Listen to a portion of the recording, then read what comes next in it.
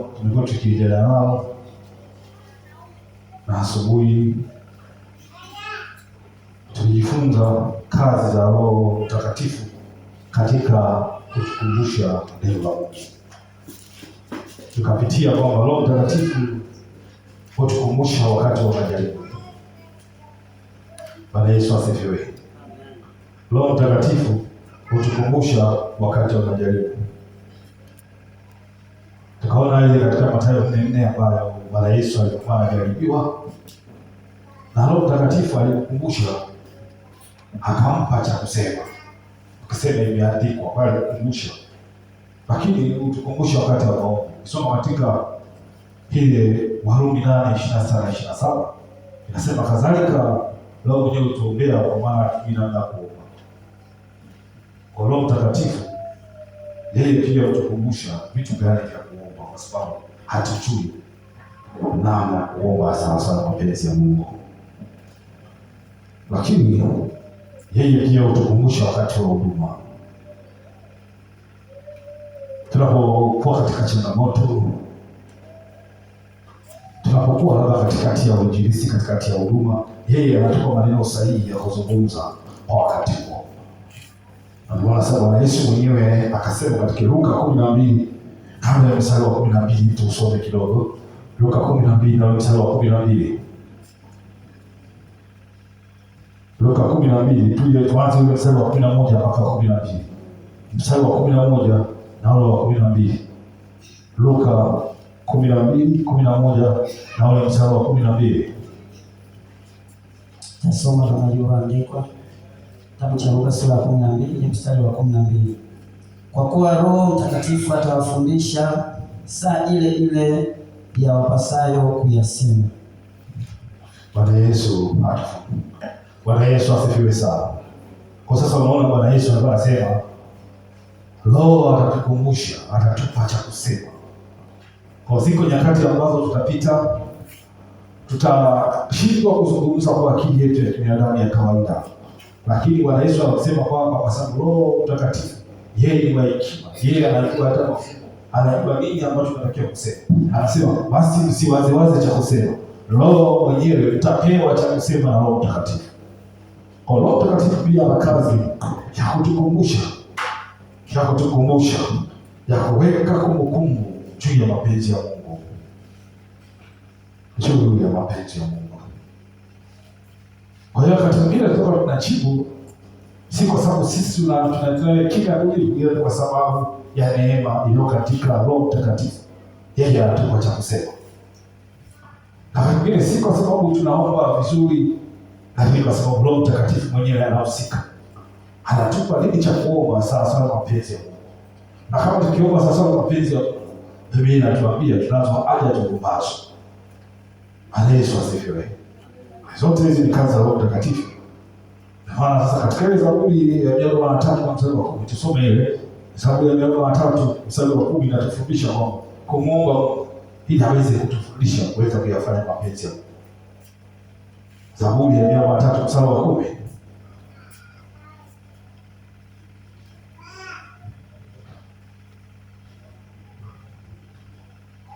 Amen. Zaburi ya 103. Amen.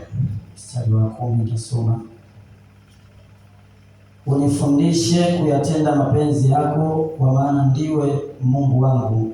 Roho yako mwema aniongoze kwenye nchi sawa.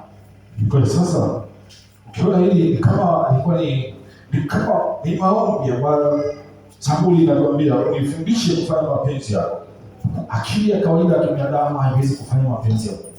Kwa kumbe tunapofundishwa kuyafanya mapenzi ya Mungu, tunapokuwa tunaomba maombi ya namna hiyo, tunaachiwa neema ambayo iko ndani ya Roho Mtakatifu. Inatupa sasa nafasi ya kuweza kufanya mapenzi ya Mungu, kwa sababu Roho Mtakatifu mwenyewe anayaachia na kutukumbusha yale yote ambayo yako ndani yetu. Kutokana na mambo tumesikia neno na kutokana na mambo ambayo tumeweza kuisoma, Roho Mtakatifu anaachilia zile kumbukumbu ambayo yeye mwenyewe amehifadhi kwa wakati sahihi. Na sasa hapa kwa Daudi anamuomba Mungu, anasema unifundishe kuyafanya mapenzi yako, kwa maana wewe ndiyo Mungu wangu. Roho yako mwema niongoze katika njia iliyo sawa. Roho wako mwema, ni Roho mwema ndio anayotufundisha, ndio anaachia kumbukumbu, halafu ndio tunapata sasa mwongozo unaotokana na mapenzi ya Mungu. Kwa Roho Mtakatifu, yeye anatufundisha uweza kuyafanya mapenzi ya Mungu katika ile kumbukumbu anayoiachilia. Anaona sasa Roho Mtakatifu sio tu msaidizi. Yeye anapotuachia ile neno la kumbukumbu, haliachili tu, lakini anaachilia ili tufike hatua sasa tuweze kuyafanya yale yaliyo mapenzi ya neno. Anapotukumbusha, kwa mfano unapita katika majaribu fulani, unafika hatua ambako sasa unaingia katika hali ambayo sasa huko njia panda, kwende njia hii au njia hii. Lakini neno la Mungu linatuambia katika Isaya 30 na mstari wa 20 unasema, utasikia sauti nyuma yako itakwambia njia hii ndio uendeayo, wala usipite kushoto wala mkono wako. Fuata sauti ya Roho Mtakatifu inayokuambia. Kwa hiyo Roho Mtakatifu anaachia kumbukumbu katika maisha yetu. Lengo ni kuhakikisha kwamba tumekamilishwa lile neno ambalo aliachia na kutengeneza ili tufike kiwango cha kuwa kimo cha Kristo katika hekima yote inayofanana na Kristo. Bwana Yesu asifiwe sana. Kwa hiyo sisi kama waumini tunapotaka kwenda kusoma neno, lazima tuende tukaombe kwa kuwa na ushirika na Roho Mtakatifu. Lazima tuombe Roho Mtakatifu. Hatuwezi kuomba wenyewe, hatuwezi kusoma neno wenyewe. Bali tunahitaji Roho Mtakatifu katika neno lake. Tunahitaji kuwa na ushirika. Tunasoma pamoja na Roho Mtakatifu ndani yako, nasoma huku na tafakari, na kuruhusu Roho Mtakatifu aweze kutufundisha, aweze kutukumbusha na kutupa nafasi ya kutukumbusha vile vyote ambavyo ameviachilia ndani yetu kwa muda mrefu. Bwana Yesu asifiwe. Kwa sasa katika moja hapo ya silaha ambazo Mtume Paulo anatuambia katika kanisa la Efeso, ukisema zile silaha zile ambazo ameziachilia, anasema na upanga wa Roho ambao ni neno la Mungu. Kwa hiyo neno la Mungu ni upanga wa Roho. Linapoachiliwa ndani yetu, Roho Mtakatifu akilitumia katika nyakati ambazo ni ngumu, anaachia kama sehemu ya kumbukumbu, analiachia neno ili uweze kutusaidia, likawe faraja, likafanyike kuwa baraka, likafanyike kuwa imani ya kuinua isiyoyumbika. Bwana Yesu asifiwe. Bwana Yesu asifiwe. Kwa hiyo Efeso 6:17 tusome hiyo. Efeso 6:17. Efeso sura 6 mstari wa 17 inasema, tena mpokeeni chapeo ya wokovu na upanga wa Roho ambao ni neno la Mungu. Kwa hiyo neno la Mungu tunapokuwa tumepokea ni hiyo ni silaha katika zile silaha ambazo muumini anatakiwa kuwa nazo, upanga wa Roho. Kwa lile neno ambalo limekuwepo ndani yetu, Roho Mtakatifu huwa analiachia katika kumbukumbu. Linafanyika kuwa silaha zidi ya nguvu za giza. Linafanyika kuwa utukufu ya kuachia nguvu ya Mungu katika maisha yetu yote. Tuende sasa kipengele kingine kinachohusu Roho Mtakatifu. Pia anatufundisha jinsi ya kuishi kwa neno. Roho Mtakatifu anatufundisha jinsi ya kuishi kwa neno. Roho Mtakatifu aishi tu kwenye kutufundisha. Hakutufundisha tu habari ya neno la Mungu, lakini yeye anatufundisha pia kuishi sawa sawa na neno. Anapokuwa ndani yetu, atahakikisha kwamba tunaenda sawa sawa na mpango wa Mungu ulio katika maisha yetu, kwa sababu yeye anapoiachia neno linakaa ndani yetu, linafanyika kuwa hai, na leo litatulazimisha kuweza kuyafanya mapenzi ya Mungu. Ndio maana sasa Yakobo anatuambia pale, Yakobo 1:22, Yakobo 1:22 anasema jambo hapo kwamba tuweze kuwa watendaji wa neno wala si wasikiaji tu, huku tukijidanganya nafsi yetu. Nani anatusaidia kuweza kuishi sawasawa na neno? Roho Mtakatifu ambaye yuko ndani yetu. Hii ndio inatusaidia. Tusipokuwa huru na Roho Mtakatifu, hatuwezi kuweza kuishi sawasawa na neno linalotaka. Hatuwezi kuwa watendaji wake. Tusome Yakobo 1:22. Yakobo 1:22. Lakini iweni watendaji wa neno, wala si wasikiaji tu, hali mkijidanganya nafsi zenu. Yakobo huyu ndugu yake Bwana Sio Yakobo yule aliyokata kichwa aliyekuwa mwanafunzi wa Yesu. Huyu ni ndugu yake wa damu na Bwana. Bwana Yesu asifiwe. Kwa upande wa mama. Kwa sasa anatuambia habari ya kwamba tusiwe wasikilizaji tu wa neno kama hivi, tuwe watendaji wa neno. Kwa sababu tunapokuwa tunasikiliza neno alafu tunaondoka si watendaji, anasema tunajidanganya nafsi yetu wenyewe. Ni heri hata usingesikia. Bwana Yesu asifiwe. Ndivyo neno linavyotuambia. Sasa kwa msaada wa Roho Mtakatifu, hili neno tunapokuwa tunalisikia linabadilika sasa. Neno la Mungu linabadilika kutoka kwenye kuisikia kwenda kulitendea kazi. Haliwi tena neno la kawaida kama ambavyo Roho Mtakatifu analiisha, linakuwa lina nguvu. Kwa hiyo kama tulikuwa na hali fulani ya uzoefu tumekuwa nao ya elimu tunaipata hizi tena iko kwa uzoefu, Roho Mtakatifu anatusaidia ili kuweza kusonga mbele, akitufunulia na kutupa nguvu ya kuweza kushinda katika ile jaribu ambalo liko mbele yetu. Lakini katika zile tunapokuwa tunaendelea kusoma neno la Mungu, Roho Mtakatifu analifunua katika hekima, katika hali ya ufunuo sawasawa na kile ambacho unapitia. Roho Mtakatifu ataachilia hekima ya ufunuo. Kwa neno la Mungu yale maneno yanabadilika. Hayawi tena maneno ya kawaida. Roho Mtakatifu anaanza kuachilia ufunuo. Anaanza kuachilia picha labda ambayo itakufanya wewe uweze kuelewa zaidi. Yesu asifiwe. Kwa sababu tunatofautiana kati ya mtu na mtu, kati ya njia tunazopita na viwango vya kuelewa na imani. Kwa Roho Mtakatifu, kwa sababu yeye anayejua, anajua viwango vyetu vya kila kitu. Kwa hiyo kuna namna anataka tufike, lengo tu kwamba tuweze kutenda neno. Yesu asifiwe. Kwa kuna namna ya hekima na ufunuo atakayoachia ili aweze kuvuta wewe utoke kule mauti na kuingia katika uzima wa Kristo, ili uweze kutenda neno, usiweze kulizoea neno na hii mwisho wa siku ukafikia kiwango sasa cha kudanganya nafsi yako mwenyewe. Yesu asifiwe. Yakobo anatuambia tusiwe wasikilizaji wa neno tu, tuwe watendaji wa neno. Tuwe watendaji wa neno. Kama vile unavyoona wakati mwingine mwanga wa jua unaouona. Tukiona chumba hiki kimefunikwa. Kama kimefunikwa na maana mwanga wa jua hauwezi kupenya ndani. Bwana Yesu asifiwe. Ashumu kwamba tuko kwenye chumba ambacho hakina madirisha aina yote. Mwanga wa jua uko nje. Ule mwanga wa jua hauwezi kuingia ndani. Ni mpaka pale ambapo tunahitaji sasa tunadirisha ambalo ule ndani inaweza kuruhusu mwanga wa jua uweze kupenya kwenye kile chumba. Na ndipo sasa moyo wa mwanadamu, kama moyo wa mwanadamu haujaweza kuwa katika kusafishwa kwa damu ya Yesu, Roho Mtakatifu hawezi kulitumia ile neno likawa mwanga katika maisha yetu, likaweza kuturuhusu kuweza kutenda kazi. Kwa hiyo lazima kwa sisi wenyewe tuweze kuruhusu hali yetu ya ndani iwe katika hali ya utakaso. Kama kuna jambo lolote, basi unamwambia Roho Mtakatifu, nisaidie, nimetenda dhambi katika maeneo haya, sijafanya sawa sawa.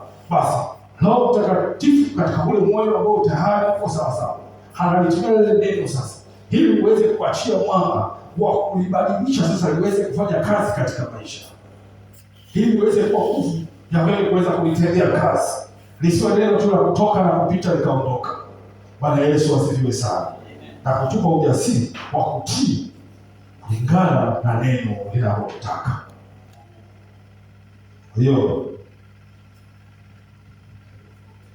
soma ile Waefeso 1:17-18, Waefeso 1:17-18. Tumeshalisoma lakini tulikuwa tunakuisoma. Mungu wa Bwana wetu Yesu Kristo, Baba wa utukufu, awape ninyi roho ya hekima na ya ufunuo katika kumjua yeye. Macho ya mioyo yenu yatiwe nuru, mjue tumaini la mwito wake jinsi lilivyo, na utajiri wa utukufu wa urithi wake katika watakatifu jinsi ulivyo. Kwa matokeo sasa tuone ya kufundishwa na Roho Mtakatifu. Matokeo ya kufundishwa na Roho Mtakatifu, kwanza utapata faida ya kuelewa maandiko kwa kina. Au utaelewa juu tu. Kwa sababu si akili kama tulivyojifunza peke yake, bali ni ufunuo unaotoka kwa Roho Mtakatifu. Kuna wakati unaweza kusoma akili inafika mwisho. Bwana Yesu asifiwe. lakini Roho Mtakatifu anapoachia ufunuo juu ya lile neno, tunaweza kuwa na kila kirefu sana katika kumjua Mungu. Kwa hiyo tunapofundishwa na Roho Mtakatifu tunakuwa na uelewa mpana sana juu ya elimu ya Mungu, juu ya maandiko. Lakini yeye tunapata neema sana ya kukumbuka neno kwa wakati unaofaa. Wakati mwingine unakuta katika changamoto, tuchukulie Bwana Yesu wakati anajaribiwa, shetani anamjaribu pale. Ukisoma katika ile Mathayo 4 utaona yale majaribu. Hapo ameweza aliyekati shetani anaanza kumjaribu. Geuza mkate huu, jiwe hili liwe mkate. Bwana Yesu asifiwe sana. Kwa hiyo Roho Mtakatifu aliachilia neno lililo sahihi kwa wakati huu. Neno chache. Ndio Bwana Yesu anasema imeandikwa, mtu hataishi kwa mkate tu, ila kwa kila neno linalotoka katika kinywa cha Bwana. Kwa hiyo Roho Mtakatifu hataachilia kulingana na namna tunavyopitia, kulingana na majaribu, kulingana na uhitaji ulio sahihi, kwa sababu yeye anajua tunachopitia. Anajua wakati wa sasa, anajua wakati wa kesho, anajua wakati uliopita sana, kabla hata wewe hujakuwa na kabla hata misingi haijakuwa. Roho Mtakatifu. Kwa hiyo Roho Mtakatifu anatusaidia, lakini pia tunapata nguvu ya kuishi kwa nguvu ya neno. Kwa tunaweza kuishi kwa nguvu ya neno, kwa sababu neno tutakalizungumza yale maneno yatakuwa na nguvu. Ishara na ajabu zitaambatana na lile neno ambalo tuliamini na liko ndani yetu, limekuwa hai. Tutapozungumza, Roho Mtakatifu atalithibitisha lile neno, kwa sababu litatoka kwa mamlaka ambayo iko ndani ya Kristo. Bwana Yesu asifiwe. Nasoma katika ile Timotheo wa pili sura ya 3 na mstari wa 16 na 17, tunaona neno ambalo liko na nguvu. Neno hili hai tena ni kali. Timotheo wa pili sura ya 3 16 na 17. Kila andiko lenye pumzi ya Mungu lafaa kwa mafundisho na kwa kuwaonya watu makosa yao na kwa kuwaongoza na kwa kuwaadibisha katika haki, ili mtu wa Mungu awe kamili, amekamilishwa, apate kutenda kila tendo jema. Kwa hiyo Roho Mtakatifu yeye ndio kila kitu. Yeye ni mwalimu, anatufunulia ili tuweze kukamilishwa katika kila tendo jema. Lisipungue tendo lolote jema katika maisha. Roho Mtakatifu ndiye anachukua nafasi hiyo. Tunapomruhusu, na maana hakuna jambo litapungua, kwa sababu atatumia neno hili ili kuweza kutukamilisha. Ni Roho Mtakatifu. Roho Mtakatifu ni wa muhimu sana. Yeye ndio mwalimu wa kweli katika maisha yetu haya ya kiroho. Soma ile Zaburi ya 119 na ile 130. Zaburi ya 119 na 130. Anatupa siri ajabu sana hapa. Roho Mtakatifu anatufungia namna ambavyo maneno yanaleta nuru na kuondoa ujinga. Bwana Yesu asifiwe. Zaburi ya 119 na 130.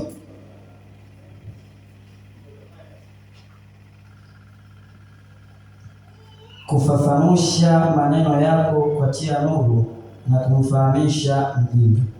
Kwa hiyo tunaona kuingia kwa maneno, neno hili linaleta nuru, linaleta mwangaza. Neno hili linatufanya tuweze kujua mapenzi ya Mungu. Hatuwezi na kuenenda kwa akili zetu, tutakwenda zaidi ya akili zetu. Bwana Yesu asifiwe. Sasa tuende kwenye kazi nyingine tena, kipengele kingine kinatuhusu Roho Mtakatifu anatoa ujasiri wa kushuhudia. Roho Mtakatifu anatoa ujasiri wa kushuhudia.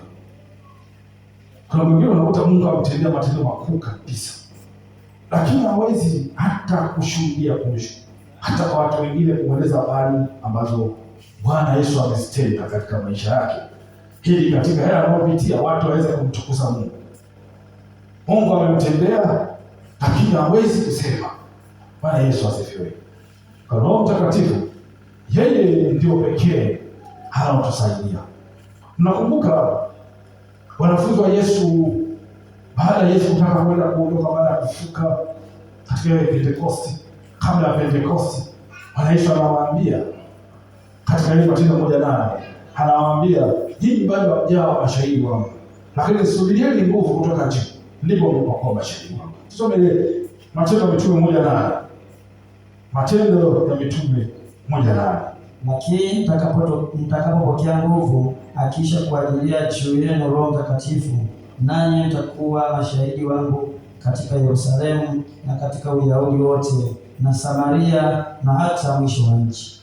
Hii inatufundisha nini? Wakati Bwana Yesu yupo na wanafunzi wake kwa takriban miaka 3 walikuwa wakifundishwa usiku na mchana, wakiwa na Bwana Yesu akimsikiliza neno la uzima.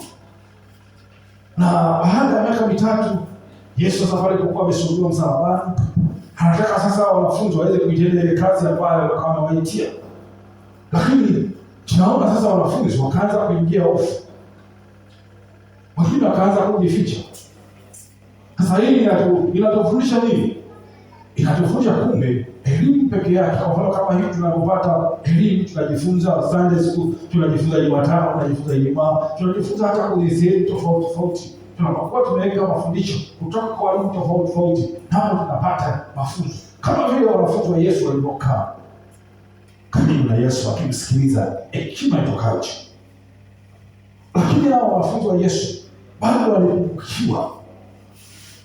Ndio maana Bwana Yesu kwa sababu anaelewa akawaambia, yeye bado hamjaona sifa ya kuweza kunishuhudia mimi, hamna sifa ya kuweza kunitangaza mpaka pale mtakapopokea nguvu kutoka juu. Kwa hiyo kumbe halitambua kabisa kwamba kama watakwenda hawezi kuwa na matokeo. Kwa hiyo kumbe elimu na mafundisho ni ya mwili, lakini yakiwa peke yake bila Roho Mtakatifu haiwezi kuwa na matokeo.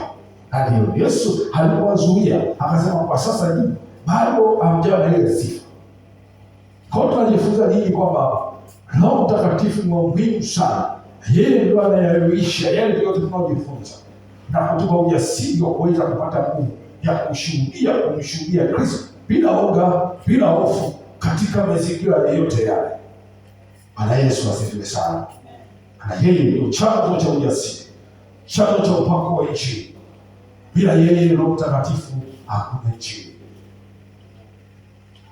Yeye ndio anatupa uwezo, si kwa maneno tu, bali anatupa nguvu, anatupa uhai na matendo ambayo yataonekana yakijidhihirisha kupitia neno tutakaolitamka.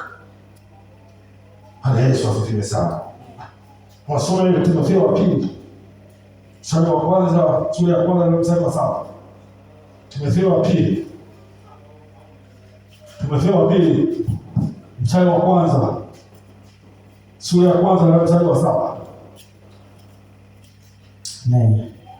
Timotheo wa pili sura ya kwanza mstari wa 7 anasema, maana Mungu hakutupa roho ya woga, bali ya nguvu na ya upendo na ya moyo wa kiasi.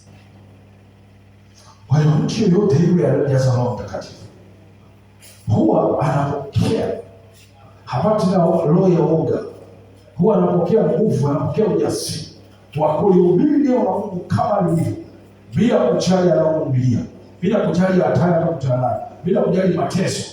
Bwana Yesu asifiwe. Atalihubiri jinsi. Kwa hiyo nakumbuka kuna nchi ambazo wakitaja huyu Yesu kwenda kuhubiri nchi, adhabu yake ni kifo. Katika mazingira kama hayo, ndio mazingira ambayo mitume walikutana nayo katika kipindi cha kwanza, kwa sababu waliambiwa sisi tunawaachia, lakini tunawakataza wasiseme kwa habari ya huyu Yesu. Yeye semeni vitu vyote, lakini msitaje Yesu, msimtaje Yesu. Kabla akasema hatuwezi tumsikize mwanadamu na kumtii mwanadamu. Wakaendelea kama walivyokataza, ndivyo walivyoendelea kulieneza injili ya Yesu Kristo kwa mataifa yote. Kwa hiyo hata sisi hapa tunapojazwa Roho Mtakatifu, kwanza tunapata ujasiri wa kutoka hatua na kwenda kuwatafuta watu kwa mataifa. Bwana Yesu asifiwe sana. Roho Mtakatifu ni ajabu. Roho Mtakatifu ni mzuri. Hatutaogopa upinzani utaotukuta, hatutaogopa aibu utaotukuta, hatutaogopa mateso, lakini tutamtazama Yesu mwenye kuianzisha na kuikamilisha imani, na Roho Mtakatifu ndio atakuwa kiongozi wetu. Bwana Yesu asifiwe. Kwa kazi ya Roho Mtakatifu katika Kazi ya Roho Mtakatifu, tuangalie kazi ya Roho Mtakatifu katika kutoa ujasiri wa kushuhudia. Roho Mtakatifu anahusika aje katika kutoa ujasiri? Ni kwa namna gani Roho Mtakatifu anahusika katika kutoa ujasiri wa kushuhudia? Kile hutoa nguvu ya kiroho.